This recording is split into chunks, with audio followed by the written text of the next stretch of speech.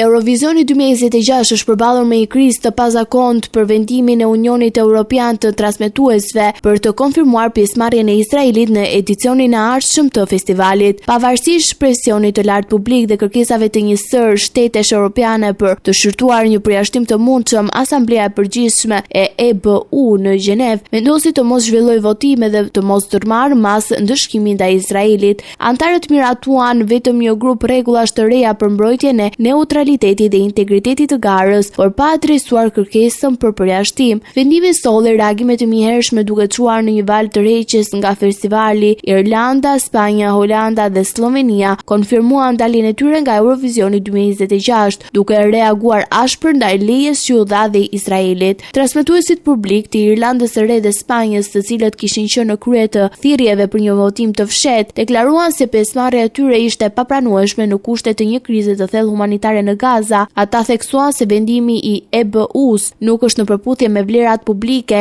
etikën e transmetimit dhe përgjegjësinë që media publike mban ndaj opinionit të saj. RTE u shpreh se është e paarsyeshme të marrë pjesë në një event ndërkombëtar festiv teksa mijërat civil në Gaza vazhdojnë të humbasin jetën, ndërsa RTVE deklaroi se vendimi i EBU-s ka thelluar mosbesim ndaj organizimit të konkursit. Edhe televizionet të tjera europiane paralajmëruan se mund të rishikojnë pozicionin e tyre në ditët të vijim. Nga ana tjetër, reagimi nga Izraeli ishte i menjëhershëm. Presidenti Isaac Herzog deklaroi se Izraeli meriton të përfaqësohet në çdo skenë ndërkombëtare dhe shprehu shpresën që Eurovisioni të vazhdojë të jetë një hapësirë që promovon kulturën, muzikën dhe miqësinë mes popujve. Vendimi i EBU-s pritet të ndezë më tej debat politik dhe etik që prej muajsh kanë shoqëruar konkursin, ndërsa Eurovisioni 2026 rrezikon të zhvillohet në një atmosferë të tensionuar dhe ndoshta me më pak pjesëmarrës se çdo audicion i dekadave të fundit.